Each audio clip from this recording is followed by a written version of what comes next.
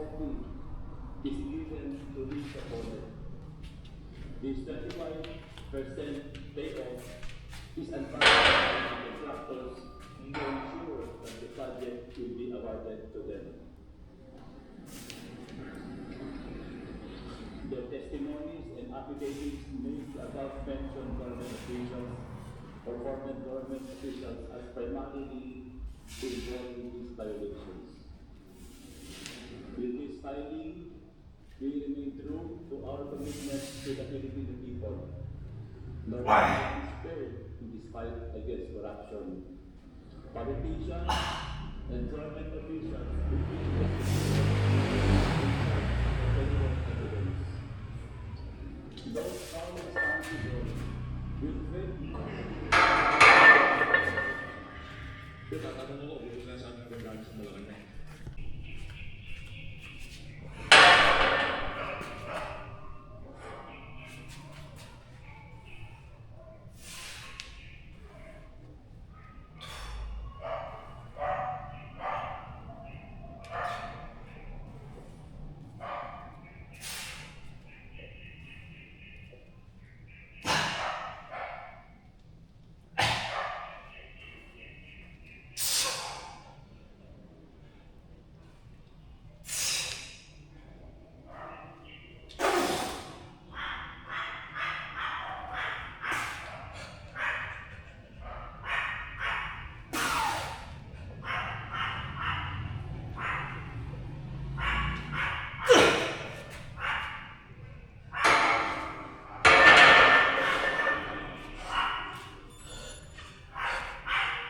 Sometimes legitimate companies that you give your information to go and sell your information to other companies or groups that don't use your email for telemarketing scams or your physical address for copious amounts of junk mail. Lucky for me and you, Incognito created a massive database of all of these dubious information resellers, and they can automatically go through and extract your personal information for you and keep it on the internet. For example, Incognito has personally saved me over 200 hours of work. I don't have money and I don't have time to go try to remove all my information myself. It took me less than 10 minutes to sign up for Incognito, and I saved about 5 weeks worth of work. Totally worth it.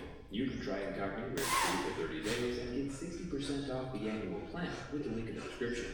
They can even do custom removals if you need your information to a secure portion of the internet. The only way to keep the robots from calling is to have a robot on the defense. Incognito/Jerry, and I appreciate that. The back panel is off, but I've noticed one screw has already come loose without me even taking the screw out. Very easy to dismiss this as just another Chinese iPhone clone, because it kinda is, and that's kind of how it first hit my radar. Xiaomi has been making their flagships very friendly to iPhone users for years now, and this one's no exception. It's an extremely similar shape. It has the same flat sides, the speakers and the antenna lines, and just the general aesthetic look familiar. Like this one's camera plateau is very reminiscent of the new iPhones. And it doesn't end there. The software experience has also for years taken some not so subtle cues from iOS, from the quick control. The vapor chamber is pretty sick, but the Xiaomi 17 Pro Max is one of the first phones shipping with the new Qualcomm flagship chip, the Snapdragon 8 Elite Gen 5, and turns out it's made some solid strides in performance over the already impressive Snapdragon 8 Elite, to the point where it's essentially now matching the iPhone's record-breaking single-core performance, bar for bar, and it's actually beating it in multi-core and GPU, so now it has credible claim to just be the world's fastest mobile chip, period. And it's paired with 16 gigs of RAM and up to a terabyte of fast UFS 4.1 storage. So yeah, I'd say like an iPhone, but better. But okay, every flagship phone is fast these days. That's just bragging rights, a little higher benchmark scores here or there, whatever. What about battery? That's where the Pro Max is supposed to excel, right? Yeah, so the smaller Xiaomi 17 Pro is... Okay, that's not bad. I was kind of expecting na walang charger. But yeah, it comes with a 100 watts power brick and a type, kita nyo yun? Wow! Actually, you can do a lot of things here. I just haven't really explored it yet. Anyway, I'm very...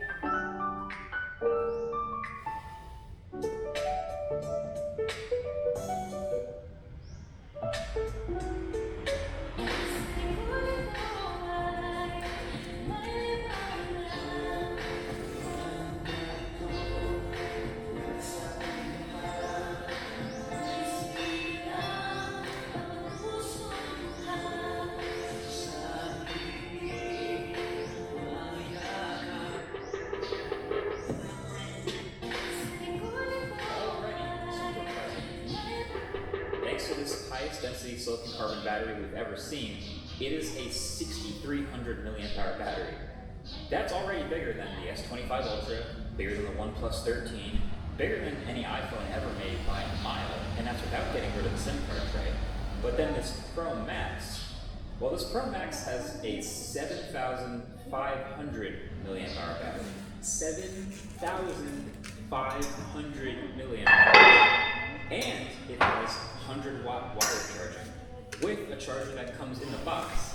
And it has 50-watt wireless charging. That seems ridiculous. You know, I haven't really had it long enough to test it, just a few days, and I can't even really deal with this thing since it's a China-only model, which is a bummer. But I kind of have zero doubts that this is going to be a great battery performer. So if that's something you care about at all with a Pro Max flagship phone, it's all here. And the fact that it's silicon carbon means you get all this extra capacity, but the phone's not any thicker or heavier because of it. Matter of fact, this phone is lighter than the iPhone 17 Pro Max. My favorite stat though might be that it has 22.5 watt reverse wireless charging. So you can use this phone as a battery bank to wireless charge all kinds of other accessories and could charge up an iPhone from, I think, dead to 100% if you really wanted to. So yeah, the battery is kind of nothing like the iPhone, just better. Now if it's cameras that you care about, well, naturally the triple 48 megapixel cameras on the iPhone 17 Pros will appeal a lot to you. I don't think it's a coincidence though that this Xiaomi is nicely outfitted also with triple cameras that are 50 megapixels each for a nice little one-up, but it's not the megapixel count that matters. What matters is all three of these cameras are actually really good. They're super impressive. They each take very detailed, crisp shots with a naturally shallow depth of field, and honestly mostly decent colors with some different tastes. You know, they tend to overexpose my skin tone on my face, like a lot of other phones in this region do. But my own skin tone with no faces detected is more accurate. The telephoto is also really impressing me. It's a 5x optical zoom, and it has bokeh, and naturally a really nice portrait look. And these are all just the 12 megapixel stills, not even full 50 megapixel shots. And then there was a bunch of other really nice customizations in the camera app UI. Things like 8K video, which you're watching right now. Also the little exposure slider in auto mode, which is always there. I actually use that a lot, and it's sweet. Also, teleprompter mode, which lets you read text while you are talking to the camera, and no one would ever know. Mostly. But there's one more important thing. One more very important thing that I've somehow gotten this far into the video without mentioning it, which is that if you hit this little button all the way up in the corner, that turns on the preview on the rear display. The back display. Because yes, that entire back camera plateau I mentioned earlier is actually a full corner to corner 3000 nit 120 hertz OLED display. And it's kind of a lot of screen actually. On the 17 Pro, it's 2.7 inches diagonally. Here on the Pro Max, it's 2.9 inches. And it's only really interrupted by the camera cutouts. So turning it into a viewfinder for those primary cameras makes a lot of sense to take just the highest quality selfies mankind has ever seen. Kind of a no-brainer. And then you get all of the normal photo controls too. You can do zoom, you can control aspect ratio, video modes and stuff like that. So that is the #1 use of this back display. But now that it's so much bigger, there's also way more that you can do with it. You might remember a couple years ago, this is not the first time Xiaomi's done a screen on the back camera bump of one of their flagships. Like the Xiaomi 11 Ultra wasn't that long ago, and it had the same thing, an absolutely gigantic camera bump and a little screen on the back. But the thing is, this concept is kind of evolving now. Just like the outside screen on flipping phones. Like when they were small, you kind of only really use it as a clock or maybe a notification alert banner, and that's about it. But then it got a bit bigger, and it was enough to see yourself in the camera viewfinder, so that was nice. And now the year is 2025, and it's a full screen, edge to edge, with just camera cutouts, and there's way more you can do with it. So on this phone, you can double tap to wake it up, where it's showing clock in whatever style you want. Could be analog style, could be a cartoon style, could be an Apple Watch ripoff style, whatever you want. But once it's awake, then you can swipe down to check your notifications and manage them there. You can also swipe over from the cameras to open straight to the camera app, and you can swipe over from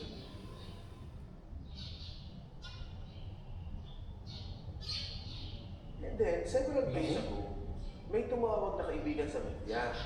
Sabi niya, sir, totoo bang inambush si Gutesa? So ako naman nabigla, tinawagan ko. Sabi ko, ano to?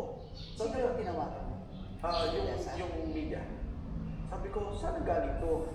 Then you mentioned a governor's name. Galing kay governor ganito po. So medyo nag-ano na ako na hindi to fake news or walang pinagagalingan na parang nag-chismis lang. So immediately, tinawagan ko yung contacts na niya, pakicheck naman. So, chinek naman niya, siguro after 1-2 hours tumawag. Sabi niya, Sek, walang problema, safe siya, pero totoo.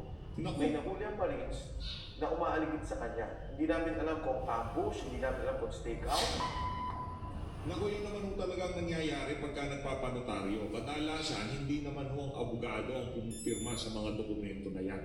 Yun lang ho kanilang mga sekretarya. Kaya yung hindi pagtutugma noong nakapirma sa affidavit nitong si Master Sergeant Cortez at yung pirma ng abogado, eh hindi yan big.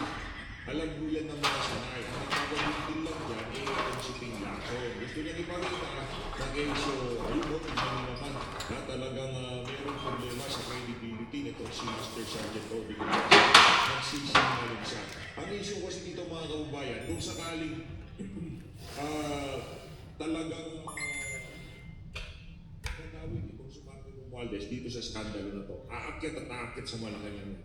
Kaya ang gusto ko nilang mangyari, ilaglag na itong si Elizalde ko, tapos maputol na ang issue doon kay Elizalde ko. Hindi naman nung mangyayari yun kung hindi pinahintulutan ng dating speaker Martin Romualdez. Pero bago natin panoorin yung interview na yan itong si former Congressman Mike Defenso ang bago yung mga speech. Like at subscribe.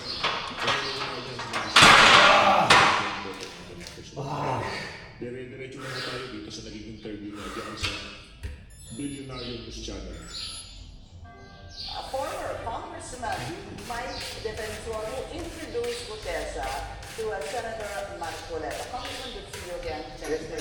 Piggy, thank you also for having me here. Quick reaction, the Manila RTC Executive Judge Casiano Season looked into /invest. Siguro yung na yan, yung RTC judge na yan, kaibigan niya si Martin Romualdez.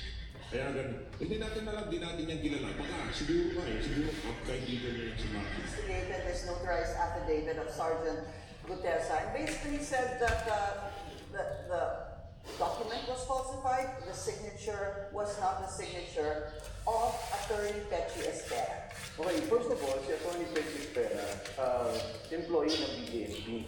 So in 2021, nakapasa siya ng bar, and itong initially, nung lumabas ng video na to, pinapuntahan ko kaagad yung opisina. Kasi I was not with Sergeant Gutesa, no one was with him. Siya lang ang isa. So, clear ko muna, sabi ko, siya ba nagpunta talaga dun sa notaryo? So, sabi, yes, nagpunta siya. And then, immediately right after that, chinek ko kaagad kung ano ba itong issue ng pagpirma ng notaryo. And yung PDA, dinala ko na tayo document mismo. Yeah. Nung una nung basto, ang unang nag-question si Atty. Makalintay. Kasi si Atty. Makalintay, nagkaroon din ng petition sa PSKE, yung barangay sa Gunya Kabataan Elections. Tapos, sabi niya, ano ba yun? Kasi mismo yung Ang pangsalaysay sa Senado, na-cure doon, parang yung naging problema nito. In fact, Pero ang issue daw dito, yung question ng control, yung credibility na si Master Sergeant Cortez. Dahil lang sinungaling daw yung Sergeant sa ano na yan, kaya sa notaryo na tao. Pero kasi hindi na lang nangyari. Ang nangyari, nabuwag yung abogado ng notaryo na nabuwag yung abogado doon sa notary office na ng notaryo na sa kanya. Pero